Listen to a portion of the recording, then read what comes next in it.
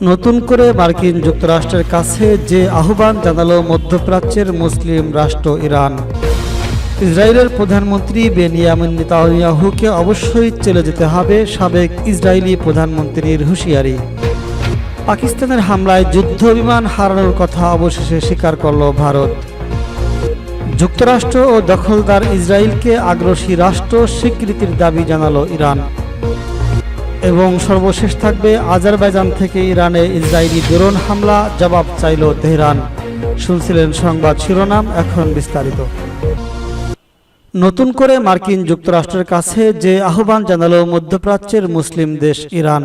পারমাণবিক কর্মসূচি নিয়ে আবারও আলোচনা শুরু করার আগে যুক্তরাষ্ট্রকে অবশ্যই ইরানের উপর নতুন করে হামলার চিন্তা বাতিল করতে হবে।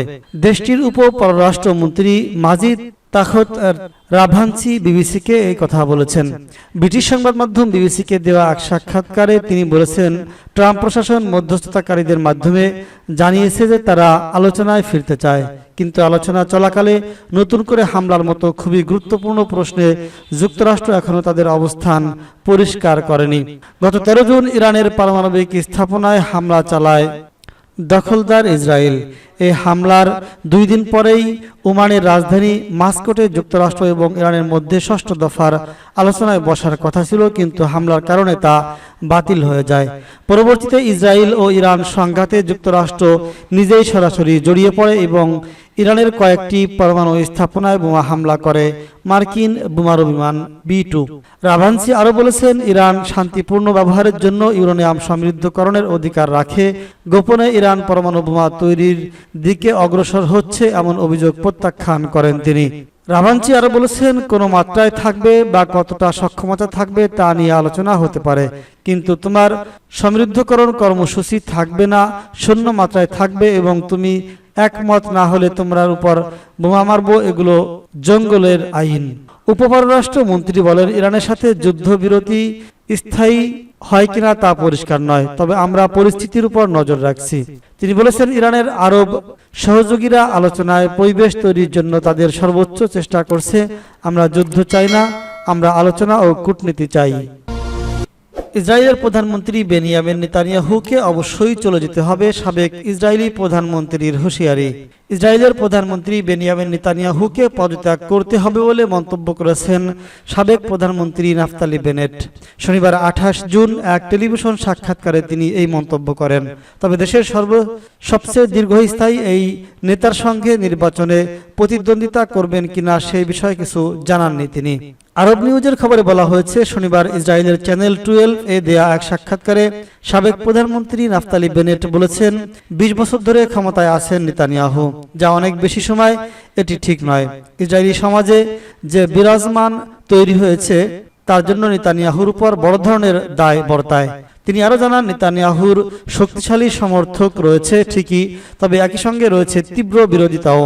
বিশেষ করে গাজা যুদ্ধ শুরুর পর 2023 সালের অক্টোবর থেকে তার নেতৃত্ব নিয়ে যেভাবে প্রশ্ন উঠেছে তাতে অনেকেই তার পদত্যাগ দাবি করছেন। নেতানিয়াহুকে অবশ্যই সরে যেতে হবে। ডানপন্থী এই নেতা 2021 সালে নেতানিয়াহুর সমালোচকদের সঙ্গে যোগ দিয়ে একটি জোট গঠন করেছিলেন, যা টানা 12 বছরের ধরে প্রধানমন্ত্রীত্ব থেকে নেতানিয়াহুকে উৎখাত করেছিল। তবে বেনেট বর্তমান বিরোধী দলীয় নেতা ইয়ার লাপিদ মিলে যে নাজুক জোট সরকার গঠন করেছিলেন তা প্রায় 1 বছর পরই ভেঙে পড়ে। এরপর অনুষ্ঠিত আগাম নির্বাচনে কঠোর ডানপন্থী ও অতি অর্থোডক্স ইহুদি দখলদার সমর্থনে নেতানিয়াহুর আবার প্রধানমন্ত্রী পদে ফিরে আসেন। রাজনীতি থেকে বিরতি নেওয়ার বেনেটের ফিরে আসার গুঞ্জন উঠছে। জনমত জরিপে দেখা গেছে নেতানিয়াহুকে আবারও ক্ষমতাচ্যুত করার জন্য তার যথেষ্ট সমর্থন রয়েছে। পাকিস্তানের হামলায় যুদ্ধ বিমান হারানোর কথা স্বীকার করল ভারত। প্রথমবারের মতো ভারতের একজন প্রতিরক্ষা কর্মকর্তা স্বীকার করেছেন যে পাকিস্তানের সঙ্গে সাম্প্রতিক বড় আকারের পাল্টি হামলায় ভারতের যুদ্ধ বিমান ভূপাতিত হয়েছে। দ্য ওয়ারের খবরে বলা হয়েছে, এই ক্ষতির জন্য ভারতের সামরিক ব্যর্থতাকে নয় বরং দিল্লির রাজনৈতিক সীমাবদ্ধতাকে দায়ী করা হয়েছে। সোমবার 30 জুন এক প্রতিবেদনে এই খবর দিয়েছে জিও নিউজ।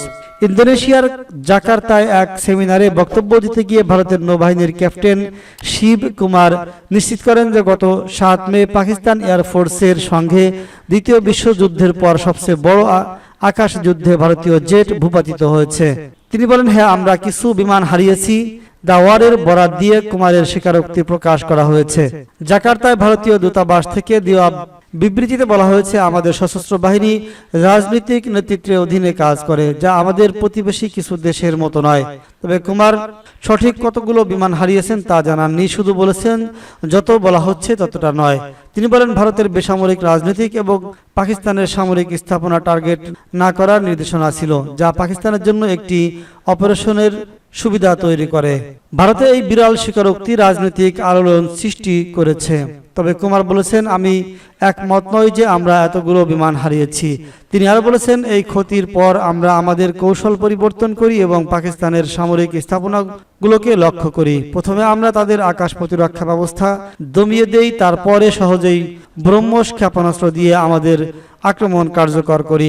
দ্য ওয়ারের প্রতিবেদনে বলা হয়েছে, কুমার জানিয়েছেন, মোদী সরকারের কড়া নির্দেশনার কারণে ভারতীয় যুদ্ধ বিমানগুলো পাকিস্তানের সামরিক স্থাপনা বা এয়ার ডিফেন্স সিস্টেম টার্গেট করতে পারেনি।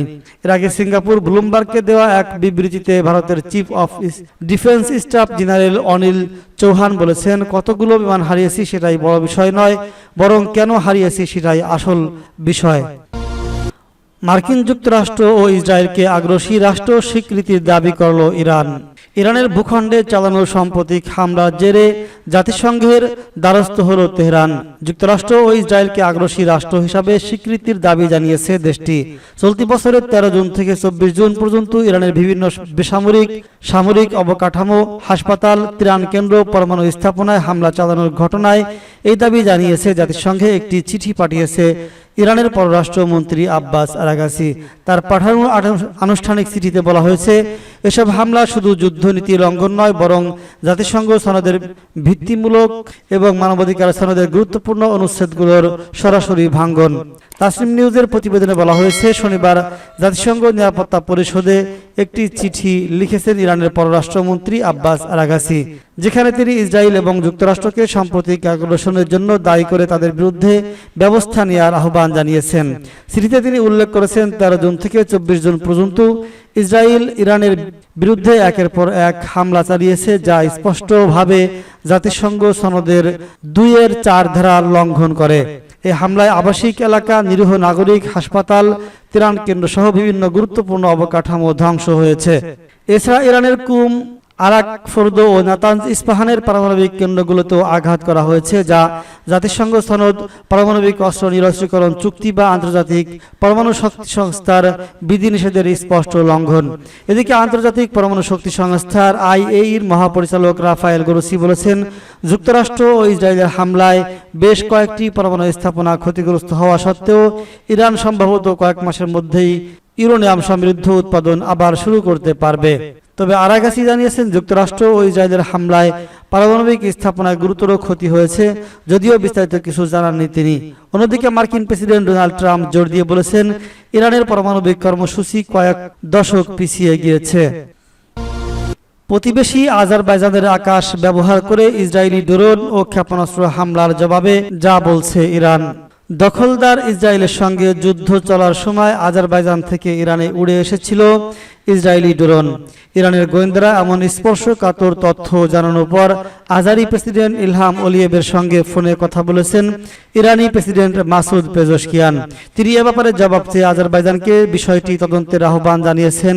তিনি বলেছেন, আজারবাইজান থেকে সত্যি ইসরায়েলি ড্রোন ইরানে প্রবেশ করেছিল কিনা সেটি যেন গুরুত্বের সঙ্গে তদন্ত করা হয়। আর্মেনিয়ায় নিযুক্ত ইরানি রাষ্ট্রদূত মেহেদি সুবহানি বলেছেন, আমার তথ্য পেয়েছি স্বল্প সংখ্যক ড্রোন আমাদের প্রতিবেশী দেশগুলোর আকাশসীমা থেকে ইরানি অঞ্চলে প্রবেশ করেছে। ইরান ও আজারবাইজানের প্রেসিডেন্টের মধ্যে ফোনালাপের সময় আমাদের প্রেসিডেন্ট আজারি প্রেসিডেন্টকে বিষয়টি সম্পর্কে গুরুত্ব সহকারে তদন্ত করার আহ্বান জানিয়েছেন। আমরা এই তদন্তের ফলাফলের জন্য অপেক্ষা করব। বার্তা সংস্থা ইসনা জানিয়েছে, ইরানি গোয়েন্দারা জানিয়েছেন, যুদ্ধের সময় দখলদার ইসরায়েল আজারবাইজানের আকাশসীমা ব্যবহার করে ইরানে প্রবেশ করেছিল।